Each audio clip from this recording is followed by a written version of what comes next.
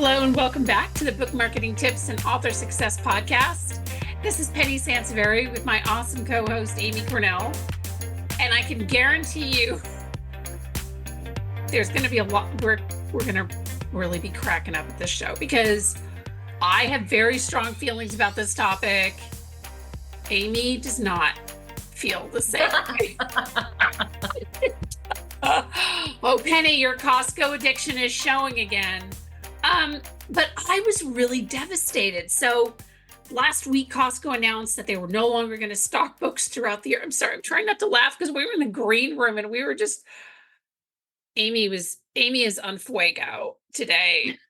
So this is really going to be a riot. But truly, I was like looking at this thing and I'm like, oh my gosh, I'm so devastated.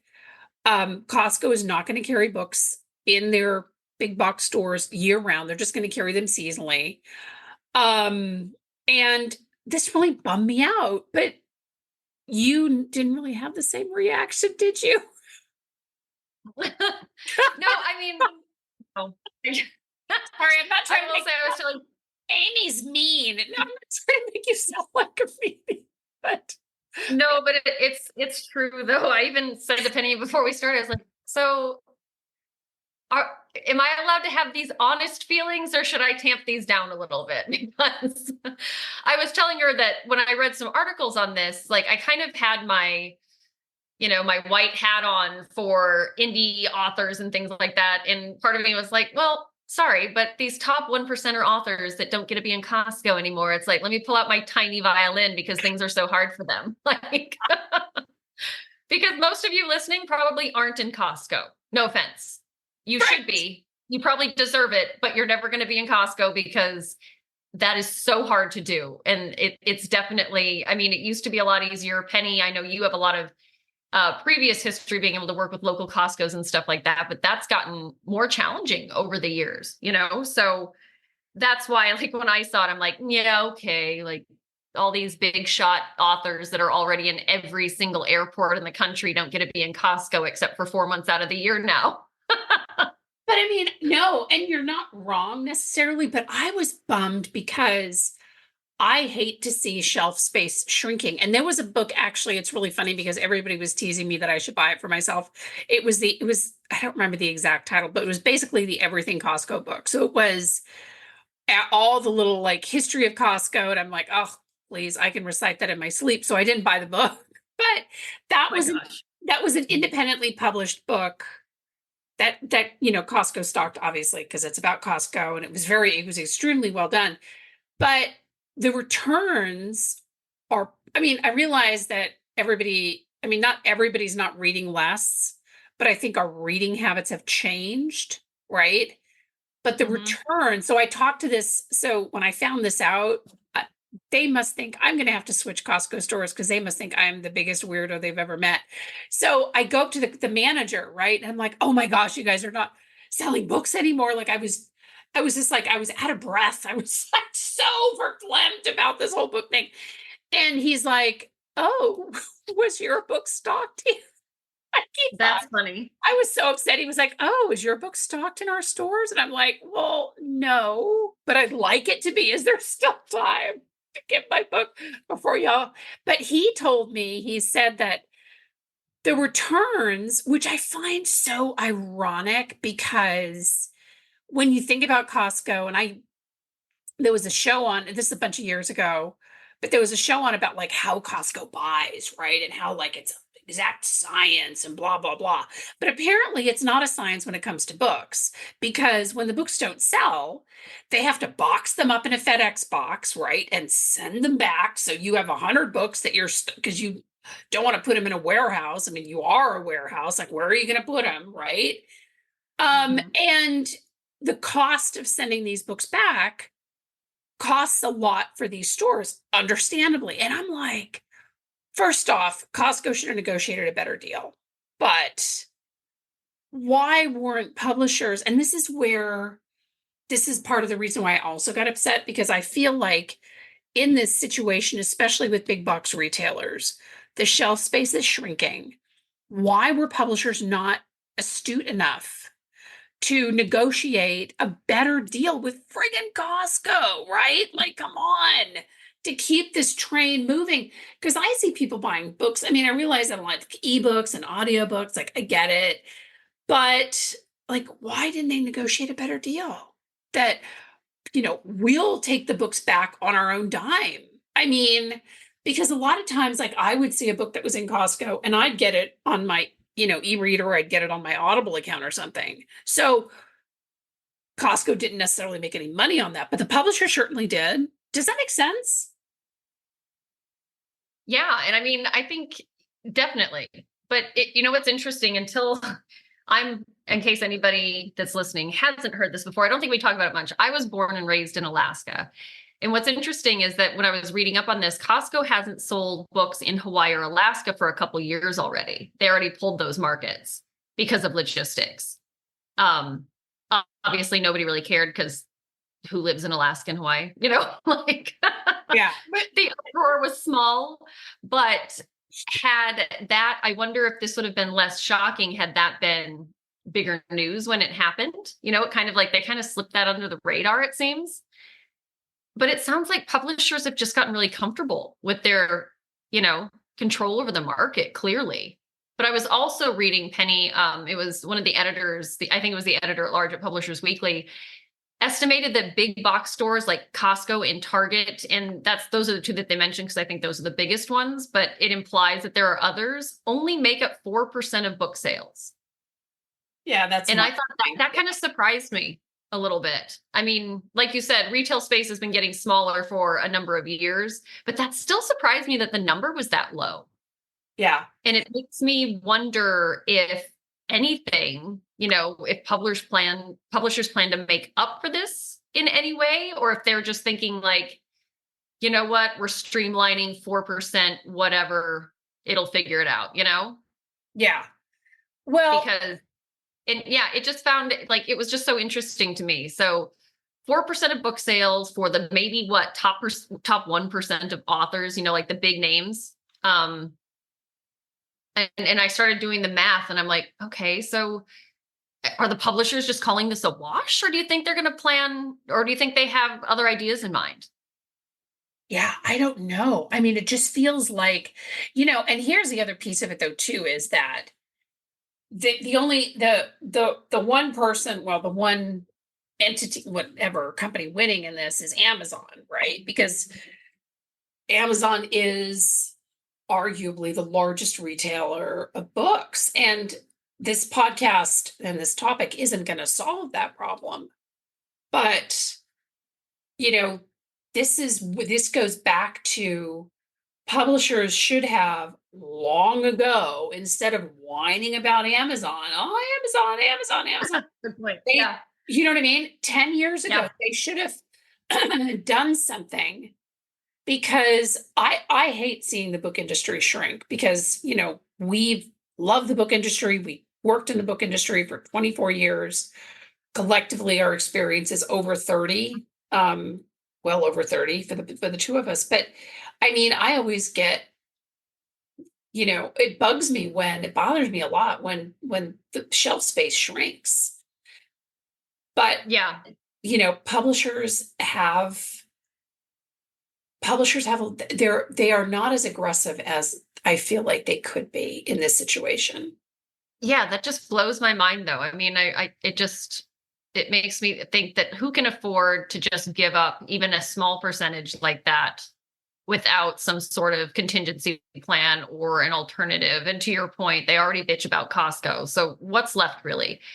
And then when it comes to moving books, honestly, I don't buy a lot of books at Costco just because I don't have the free time to make impulse book purchases at this point in my life. Not that I won't at some point, but are the prices really that much better than they are, say, like on Amazon? Or do you think pricing is part of it? I mean, I know Costco's known for their like crazy steep discounts, and I realize sometimes they're a limited time or just for a season, or you don't actually see those prices again or those products, but you would think that they would be able to move books.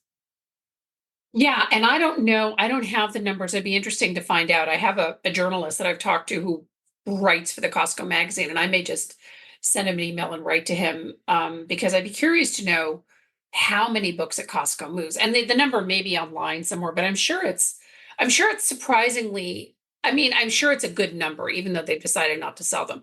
They probably Mhm. need them, they probably sell them, but they don't sell them fast enough. And that's typically the problem for a store Sure. like Costco, where it can't, you know what I mean? Like, I mean, and I think for any store really.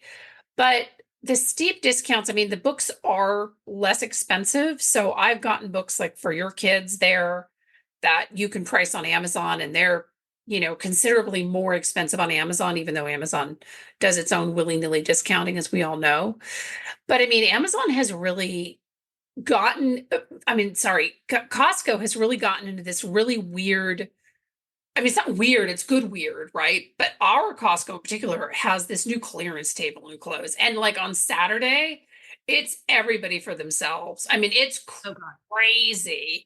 So I have family visiting, and they have a grandson, and I'm constantly like digging through there for clothes for him. Like I found stuff that's like I found blouses for $1 and $5. So heads up, ladies, if like if your Costco has a clearance table.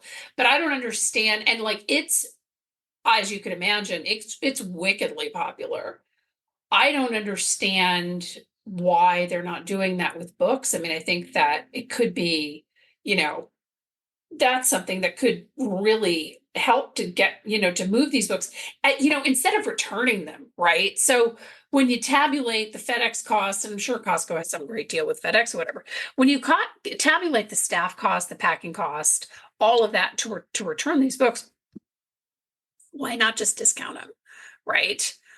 um Give them a super steep discount or something. I'm gonna take a lot of people. But the other piece of it though too is that, when was the last time, like, I love airport bookstores. So I was speaking at InkersCon, and Dallas, I flew through Dallas Love Field, and they have some lovely airport bookstores. I mean, so like little tchotchkes and all kinds of really fun stuff. I sent you the picture of the book about Are Birds Real, which I was cracking up. Mhm. I saw that book, right?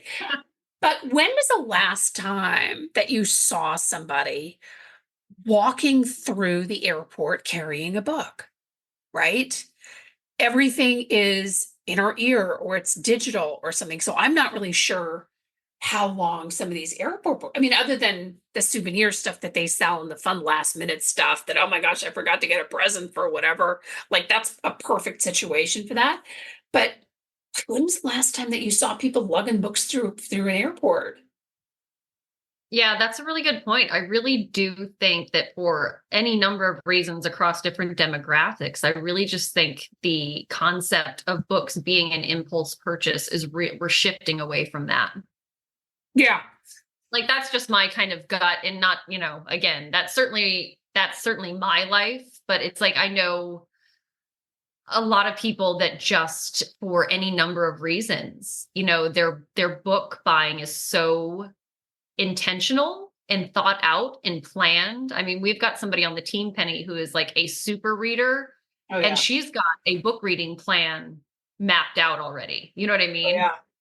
Like, aside from which is why she's so awesome on the team, aside from client books, that really catch her attention, which I love that she does that. And she, will move client books to the front of the line when they really catch her eye. But I mean, she's got quite the reading plan mapped out. So I would be surprised if, even if somebody like that, it really does a lot of impulse reading to the extent that while you're, in an airport, to your point, and are like, oh, I have nothing else going on, I should buy a book. I really think that's really not a lot of people's lives anymore.